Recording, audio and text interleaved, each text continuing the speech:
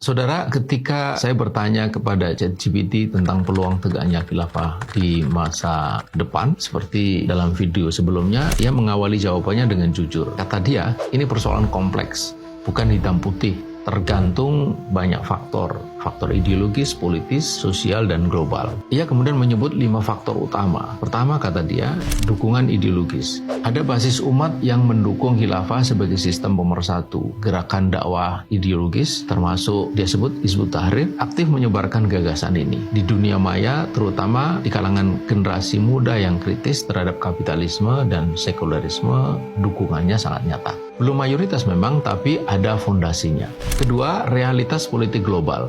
Negara Muslim terikat sistem nasionalisme dan tatanan global. Di sana ada PBB, IMF, kemudian ada aliansi militer seperti NATO dan sebagainya. Kekuatan besar dunia akan menentang pendirian khilafah secara terbuka. Hambatan ini nyata, bukan imajinasi. Kemudian yang ketiga, kondisi dunia Islam. Krisis ekonomi, moral, dan politik meluas. Ini membuat umat mulai mencari sistem alternatif. Namun akibat fragmentasi mazhab, nasionalisme, dan kepentingan elit politik di masing-masing negara menjadi penghambat besar.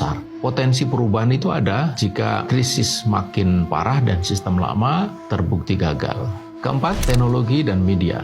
Internet mempercepat penyebaran ide keadilan Islam lintas negara. Meski diawasi ketat, penyadaran ideologis ini justru makin luas, tak terbatas. Dan kelima, respon dunia barat. Istilah khilafah distigmatisasi lewat pengalaman ISIS.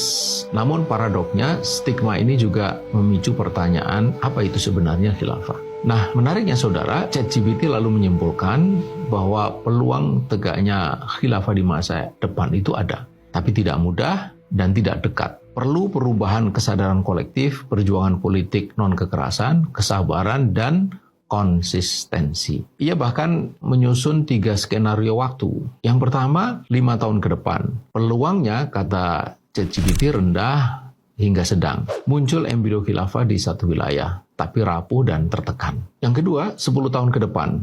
Peluangnya rendah hingga tinggi. Beberapa rezim yang berkuasa di negeri muslim khususnya runtuh. Koalisi militer politik terbentuk, kemudian khilafah dideklarasikan di 1-3 negara. Dan yang ketiga, 20 tahun ke depan. Peluangnya tinggi jika ikhtiar dilakukan secara konsisten. Khilafah bertahan, kemudian meluas, dan menjadi kekuatan peradaban global berbasis keadilan Islam. Akhirnya, ChatGPT menegaskan itu semua tergantung pada penyadaran ideologis umat, dukungan elit strategis yang memiliki kekuatan atau ahlul quwah, kemudian keteguhan metode dakwah, gagalnya kapitalisme sekuler, dan ini yang tak boleh dilupakan, yakni Nasrullah atau pertolongan Allah. Saudara, pertanyaannya sekarang bukan pada ChatGPT, tapi kepada kita. Jika mesin tanpa iman saja melihat peluang, mengapa justru sebagian umat Islam meragukannya bahkan menentangnya? Ini tentu satu ironi besar. Di mana posisi Anda?